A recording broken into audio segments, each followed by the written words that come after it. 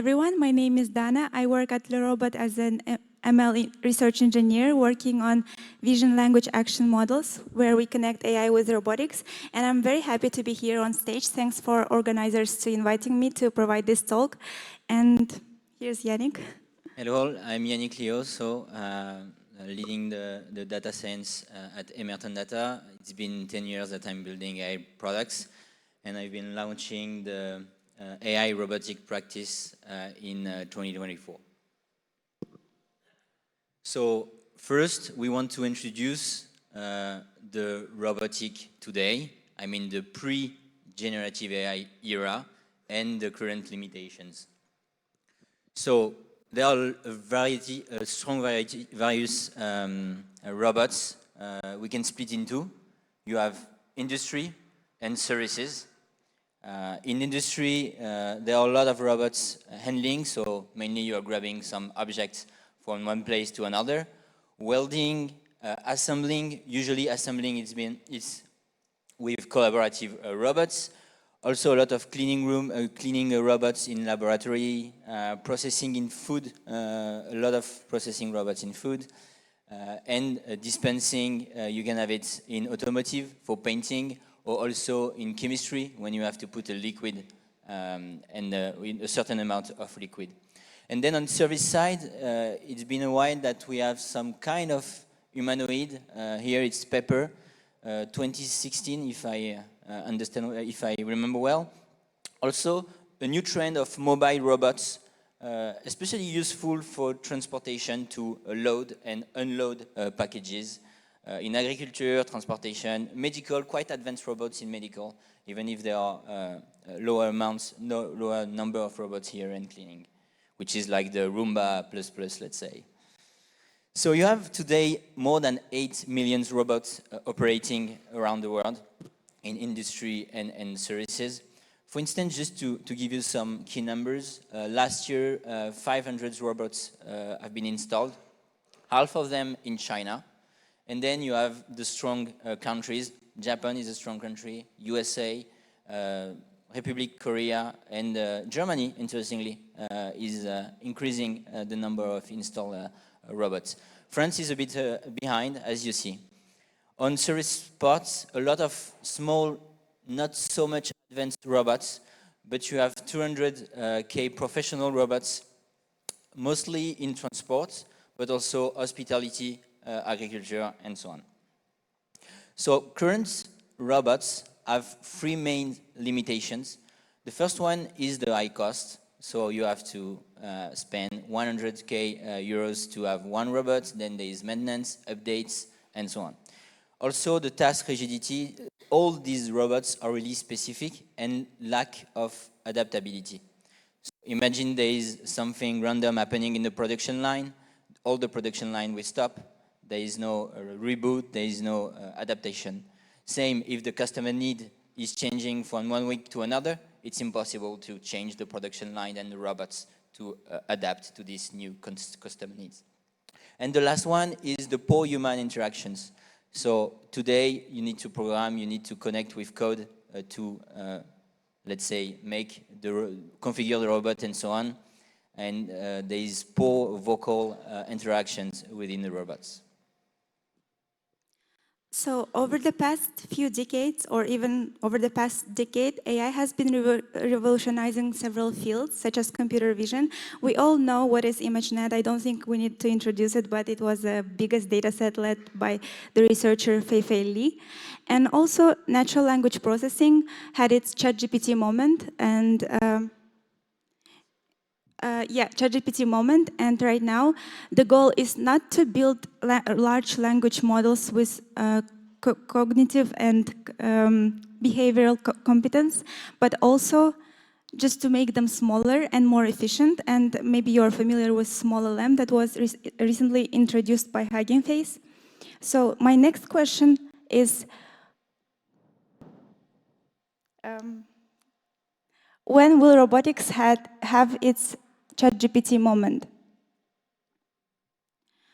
The truth is that robotics is now entering its own AI revolution, and there was an influx of papers, and as you can see, the most recent paper was introduced by the startup called Physical Intelligence. The policy is named P0, and there are lots of many more papers such as OpenVLA and action chunking transformers that I'm going to explain in detail a little bit later. So, what can generative AI do for robotics? I will make this claim that generative AI will make robotics more affordable, more cheaper, and also it will help to rely less on high precision, costly software. So mainly, let's recap. The AI will make robotics more cheaper because we will rely less on costly kinematics and mechanics. And secondly, it will make robots more generalist, transitioning from narrow specialization into more generalized ones. And the last one, it will make them better at human-robot interaction because it will enhance the natural communication with human beings. So let's dive deeper into one of the state-of-the-art architectures, which is called action chunking transformers. As you can see on the diagram, it consists of simple transformer encoder-decoder architecture, where we have multiple frames from multiple viewpoints, and then joint positions and latent variable z, and we synthesize this information using transformer and then generate a sequence of actions. And below, you can also see that we have a separate transformer encoder, which compresses this state and observation state and actions into a latent variable z, and then it is trained as a part of variational autoencoder. The main part here is that it consists of action chunking, which means that it helps to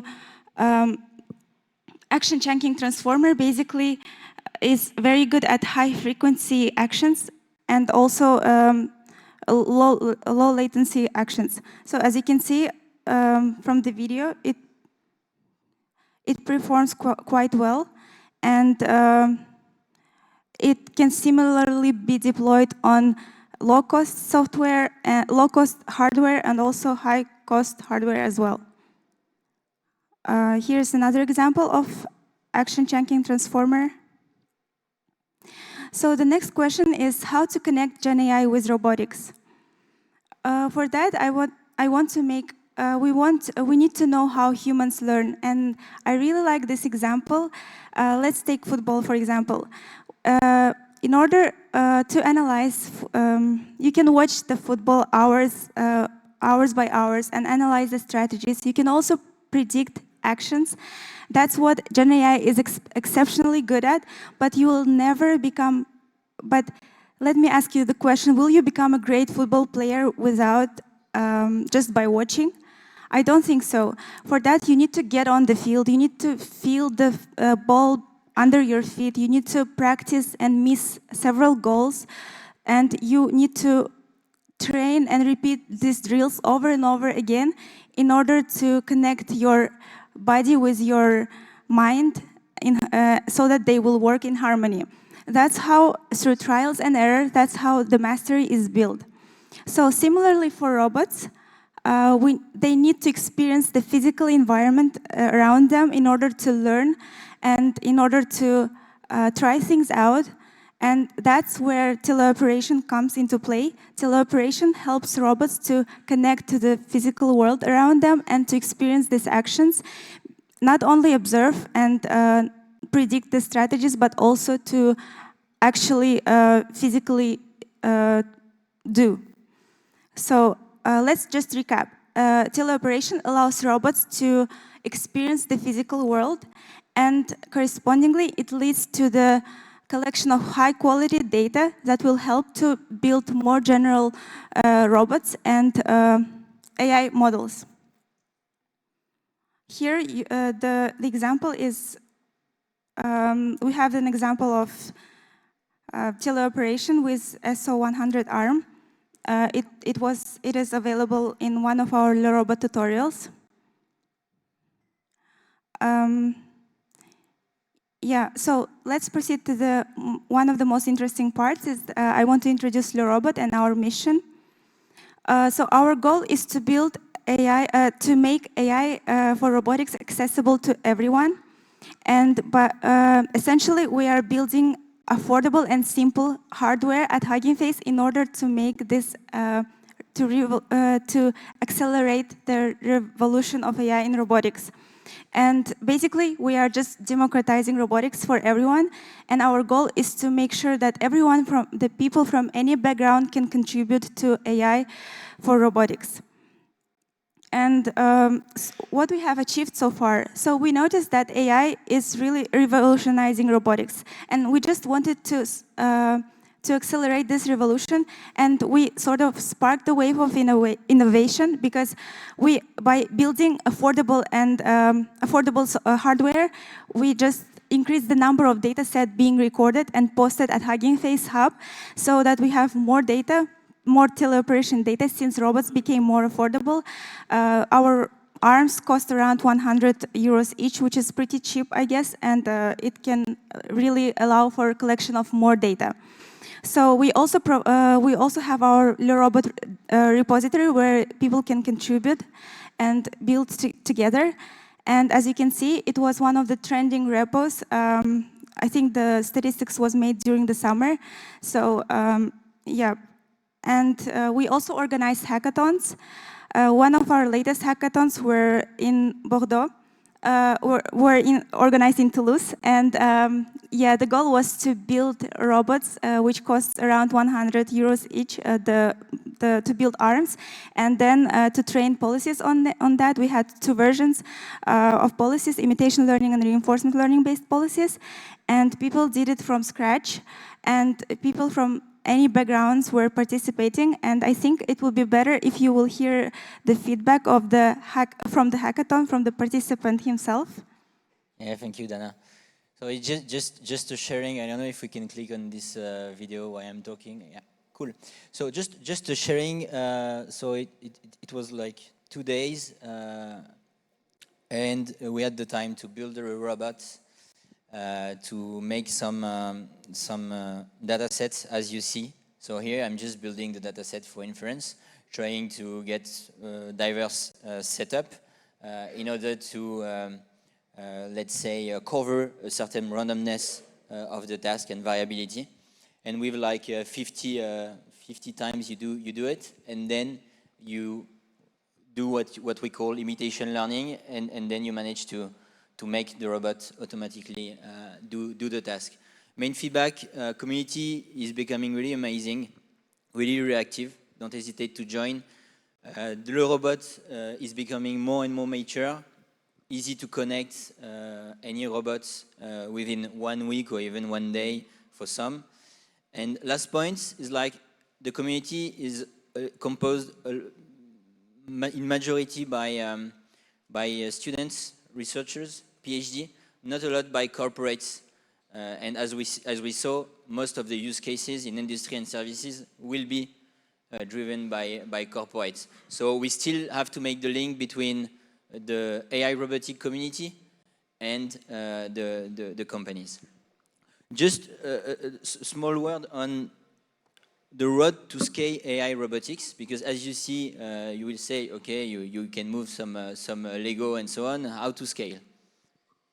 So what you need to scale, you need affordable, because you need a large adoption, open source, because you need to create custom use cases, especially in industry, but also for services, and even for home, let's say, and advanced, because the tasks you want to cover are now more advanced with more variability. Then you need the tools, so how we say with the robot, and also we need the data for training and inference. So I will mention it, how to scale for a large amount to cover a large amount of tasks. And if you have the two, we will unlock high-value custom AI robotic use cases. So on the robots parts, every month we have a release of humanoid robots. You probably already, or by January, have all your LinkedIn with this kind of videos. Okay, my robot knows how to do this and this. So they are way advanced. You saw maybe the video from Optimus from Tesla with some announcements.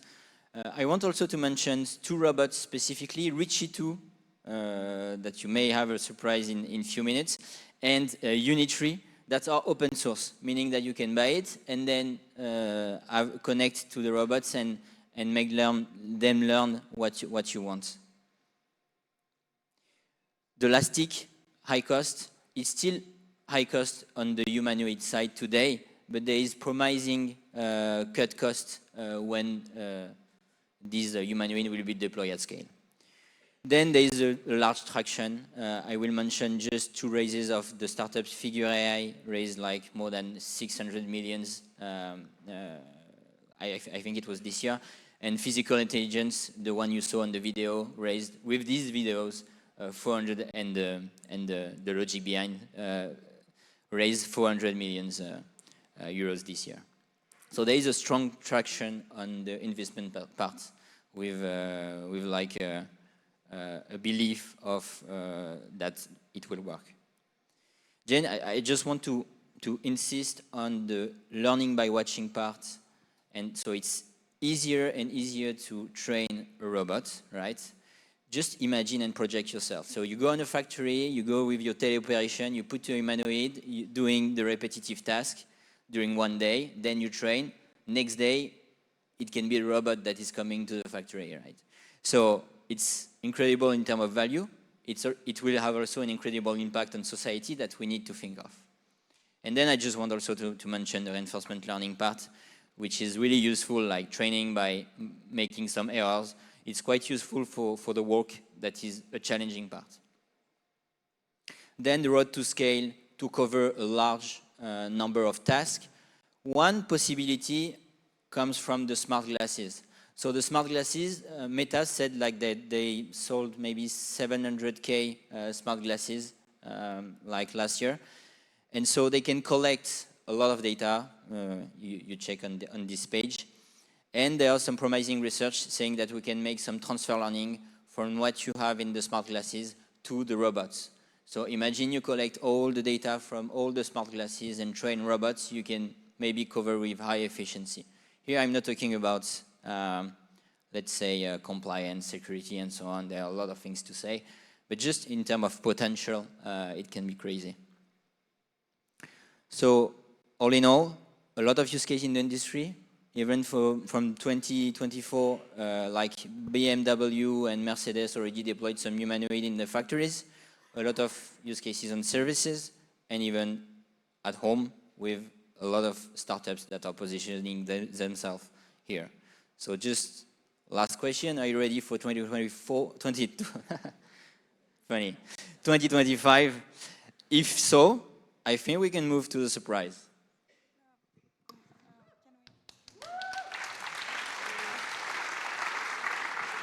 Yeah, and just like last quote, we just wanted to finish this talk by this nice quote by Jitendra Malik. Robotics is too important to leave it to roboticists only, and that's why we want to call for action. Build your own robot and join our community. And we are going to organize hackathon in Paris. Not sure when, but you should join definitely. And you should also contribute to the robot repository. And whether through participation, data sharing, or organizing your own hackathons. And yeah, now let's proceed to the demo. The demo.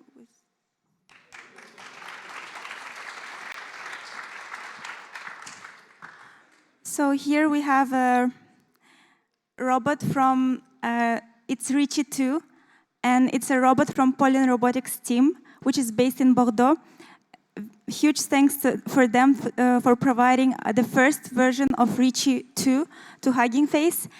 And yeah, as you can see, we can teleoperate the robot right now, and it can do these nice actions. And we are going to train the social policies on this robot because we are planning this robot to assist humans in different tasks.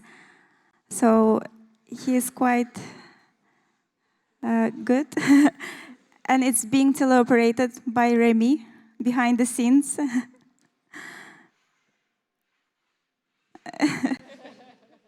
So this is the first one of this generation.